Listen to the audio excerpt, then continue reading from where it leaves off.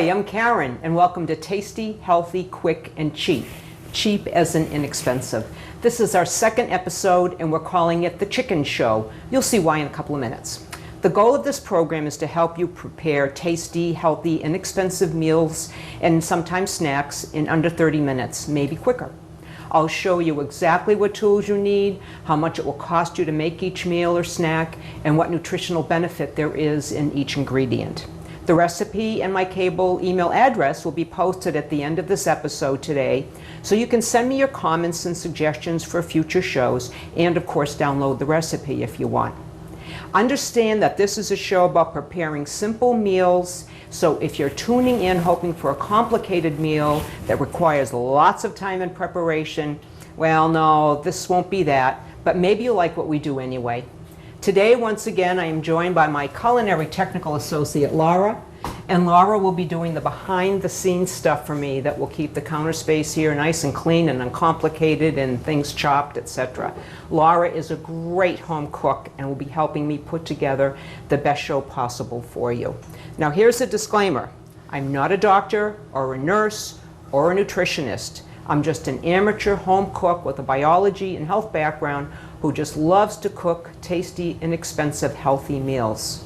So please know that when it comes to your own health and that of your family, what we'll talk about here is not intended to replace any dietary information you get from your own health professionals. About 99% of what I will share with you, you can find yourself doing an online search or from a book. So please keep in mind that you need to always follow the advice of a healthcare professional and don't use any information on Tasty, Healthy, Quick, and Cheap as a replacement. Thank you. Okay, on with the show. Today we're doing two things. We're going to make a simple, healthy, very inexpensive chicken noodle soup, but first we're going to show you how to make chicken stock, which will cost you basically nothing. Your choices, which we will show you, will be to make a stock at the same time that you're getting ready to prepare the soup, or make a stock from a carcass of a chicken that you may already have from, say, a roasted chicken you already cooked for another meal, something like that. Chicken stock, like fish stock, is fantastic to have as it costs you nothing to make. It freezes very well and makes soups taste way better than just trying to boil noodles in plain water and add chicken pieces to call it soup. So what do you need to make our chicken noodle soup? Tools. We've got a strainer. We've got a large pot for the stock. We've got a knife. We've got a cutting board.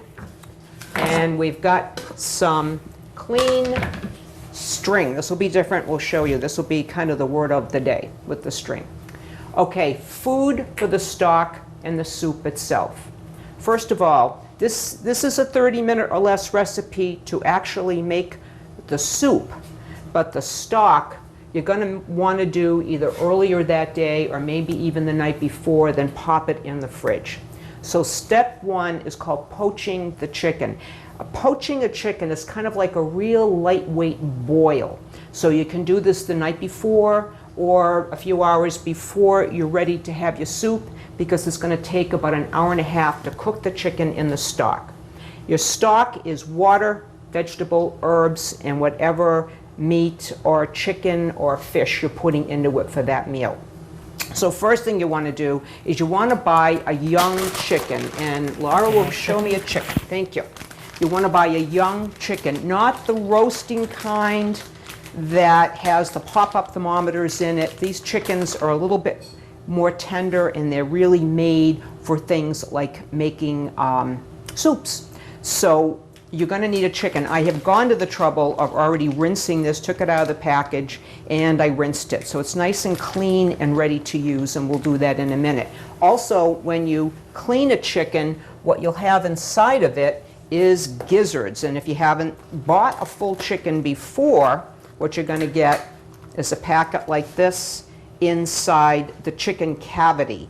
And what you do is you take that out, and you can use it in the stock if you want, or save it for the next time you make a stock. I already have done this previously, but we will put that aside. But you can make use of the gizzards in the stock pot if you like.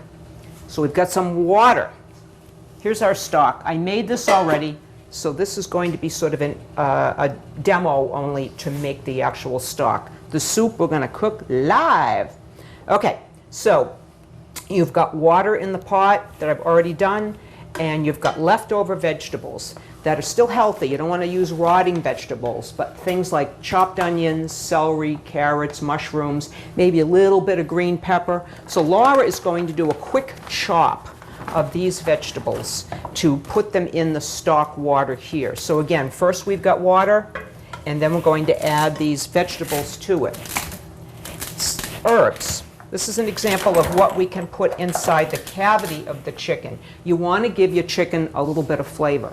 So I've got some sage, I've got thyme, I've got rosemary. You can also buy one of these packaged seasoned mixes. If you saw my last show, I mentioned these things are very, very valuable. And you want to use salt, lots of salt. Try to find the coarse salt if you can. Or fine, coarse or fine sea salt, not iodinized salt if possible, as that adds a taste that you don't need, kind of a metallic taste. And in New England, we don't need the iodine that comes in iodinized salts because we get it from the salty air anyway. So I buy a lot of this coarse or fine salt. So what you want to do is make sure you have a nice healthy bunch of the salt, maybe 2 tablespoons or so. Lots and lots of it, maybe 2 tablespoons in the water. Adds a lot of flavor. You can also throw some in the cavity of the chicken, which I'm going to do now. And then I'm going to throw the herbs in. So what I've got is, what have I got? I've got some sage. And this will come back out into the pot a little bit, but you're going to get, it's going to give the chicken a nice overall flavor. And we've got, what have I got here? I've got some thyme. It's actually my own thyme from my own little bitty garden. Put that inside. And we've got some rosemary. Again, I've got some rosemary from my little bitty garden. Put that in. And if you've got one of these prepared spice mixes for poultry, you can throw in some of that. Okay, so let's clear this out of the way, and I will show you what's next. Okay, now what we're going to do is going to tie up the chicken. First, we've chopped up the random vegetables, so Laura has those ready. We're going to take the chicken, we already rinsed it well, dump the herbs inside the cavity, which we've done, and now we're going to wrap up this chicken. It'll be a little bit messy on the countertop. I'll clean up later. This is called trussing. It's kind of the word of the day. Trussing basically means you're going to tie up the chicken. Why do you want to tie it up? Well, so it doesn't escape. So it's not really going to escape. I know, I had to have some little joke, didn't I, Laura? The chicken's really not going anywhere, but you want it to cook pretty evenly throughout. So you want to take a big piece of kitchen twine, which you can easily buy in the supermarket. This is what it looks like right here. Kitchen twine. You don't want something with the coating on it. You don't want wax or anything. That's why I say kitchen twine. You really want to get it twine that's meant for kitchen use, so that it's just plain string and not coated with anything. And as you can see what I'm doing, certainly not Julia Child, but I am wrapping up the chicken to hold it close. And the reason is it'll help it cook a little bit more evenly. If you let the legs or the wings go out, the meat on it might be a little tougher because it's got more surface area of hot water around it. So this way it kind of keeps it all close together, and so when it cooks, it'll cook more evenly throughout the chicken. And you've got your herbs in, but don't worry, when this goes in the water, it's going to move the herbs around. Okay, so what you're going to do is you've got the chicken, and now you're going to put it in a big pot. You're going to cover it with water, which I've already done, just to save us some time. And what you're going to do with this is you're going to bring it to a boil, all right, on the stove top. Notice I'm not putting the cover on it. So you want to boil this till you get a boil going, and then you want to turn it way down so you've got tiny bubbles. So higher than a simmer, but lower than medium heat. And this is called poaching. So you want it to sit on the stove, uncovered, for about an hour and a half with just little bubbles continually popping up. What I do is about halfway through, I turn it over. Whoop. And that way it hopefully heats it a little bit more thoroughly throughout the whole chicken. And I'm sorry, I forgot, we want to put in all of our chopped in vegetables at the same time that you put the chicken in. Again, leftover carrots, celery, onions, whatever you've got, and you've already got the herbs in there, and you've got salt in here. So uncovered for about an hour and a half. That's called poaching. Makes the chicken very tender, not stringy, and it cooks the vegetables and herbs for what will then be your stock. And as I mentioned, this recipe will be posted at the end of the show. You can always ask for it by sending me an email at cablecooking@gmail.com, and I'll send it to you. Okay, now, after the chicken is poached and it's done, you're going to shred the chicken, but you also need your stock to make the soup. So I have already started one, but let me show you how you strain your stock. A little messy, but this is what you do. And here are tools of the day. I mentioned a strainer on the first show. Strainers are fabulous. You've got two ways to clear your original stock so that it's nice and clear, or pretty clear, for your actual soup. So what you're going to do, again, this is messy, you're going to take the chicken out, which I'm not going to do here because it'll be too messy, but I'm going to ask Culinary Technical Associate Laura to start chopping up the cooked chicken. Actually, let's show you. Let's give everybody a view as to what the chicken looks like. Nothing special. Here it is, just a cooked chicken. Nothing too imaginative about this. They don't look very pretty, but it doesn't matter because you're not using the skin. You're only using the chicken. So Laura is going to start to cut up that chicken, and she's going to also cut up some carrot pieces for the actual soup. But now, back to this. So we've got the tool of the day, two of them, the strainer. So what you're going to do is put the strainer over this, and your choice is from your cooked poached stock. You got one or two things you can do. You can either pour it in here with the ladle or a very large spoon and use the strainer to get out all the little bits and pieces of chicken fat and leftover herbs or anything from it, because you want a fairly clear stock. You can see already that it's not water, it's stock, so it will have some color to it, but I've gotten most of the bits out. The other option you have, and we'll put this aside, is cheesecloth. You can buy cheesecloth in the supermarket, comes in a package, and you take off a piece. All you do is you cut off a piece, I should say, open it up, very filmy stuff, and instead of using the strainer, you can do this. This is how I do it anyway. You take the cheesecloth and you adhere it. You don't want to do it like I'm doing it because you've got to be mindful of the heat here, but we're limited on space here. So instead of using the strainer, you've got this wrapped around a measuring cup with an elastic, and then do the same thing. Just keep pouring your original stock in here. Okay, and you do that over and over again, and then when you're done, what's nice is you just pull this off and you can drain and clean off this cheesecloth and use this again. Great stuff. So I have this big old package of it, but it will take me a long time to get through this. The cost of about $2 or $3 a package, but I will keep cleaning these as long as it looks really clean, and most of what I use it for is chicken stock anyway.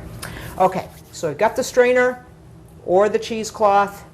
You've ladled what you need, so now you're ready for your stock. I've already started some here, so the making of the stock was a demo only, since we don't want to be here for an hour and a half poaching the chicken. So this is what the finished stock looks like.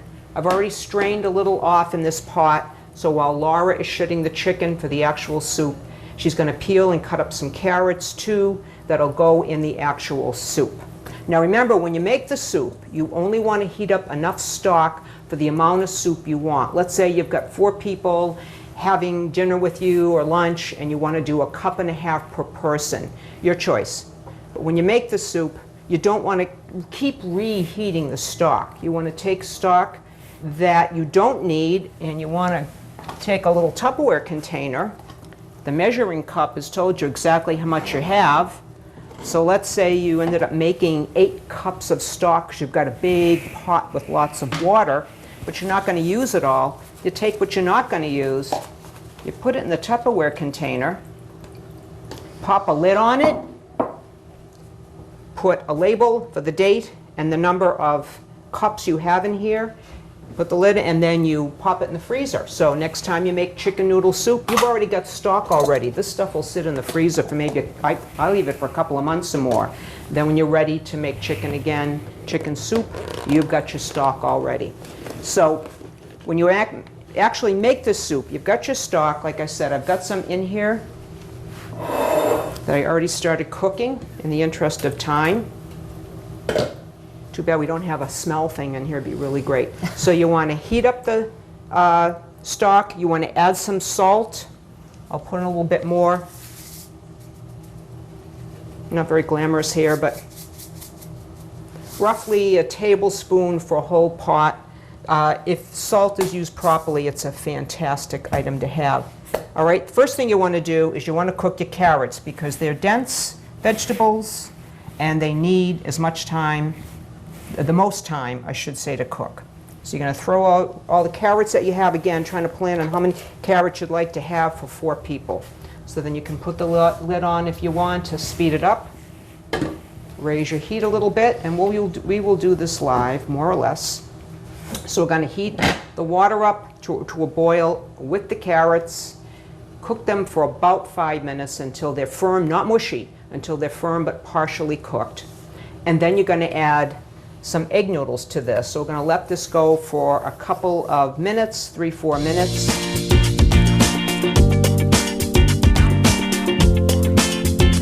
Okay, we're back from our quick break. We've had the carrots boiling for about 5 minutes or so. As I said, you want them not mushy, but you don't want them completely undercooked. So halfway in between. And at this stage, you want to add some egg noodles. If you can find whole wheat egg noodles, good. I had a tough time finding them this time. It's maybe a handful per person. It's up to you. Put them in there. Your soup now, we're calling it soup. And you don't really need to stir it. They're not starchy. And you want to let that cook for about another 4 minutes or so. It only takes about 6 minutes or so, I think, to do noodles. So you want that to cook. Now, while this is cooking, I'm going to answer a couple of questions. And the questions came from Technical Associate Laura, who is off coughing right now. But in the meantime, she wanted to know what's the difference between stock and broth, because you can buy broth in the supermarket. As far as I know, there is no real difference. It's just, I think the word broth makes sense to people because they've grown up with that word. So as far as I know, stock and broth are basically the same thing. I have seen little bouillon tablets that sometimes have been sold as chicken stock, and all it is highly condensed. They've taken most of the water out. But the best of my knowledge, stock and broth are the same thing. Again, stock is a basic water-based solution that you're making with vegetables and herbs or maybe spices and with some sort of a protein. In this case, it's chicken, to make chicken noodle soup. And again, it costs nothing. And Laura's other question for me off camera was, why didn't I put celery in the soup? Here's the big answer, because I don't like celery. I just like carrots in my chicken soup, and I'm making it, so I'm going to have it the way I want. But yes, you absolutely could put little chopped pieces of celery or some onions. It's gonna, the more vegetables you add, you're gonna take away from the chicken taste. So just keep that in mind. Laura asked about red peppers.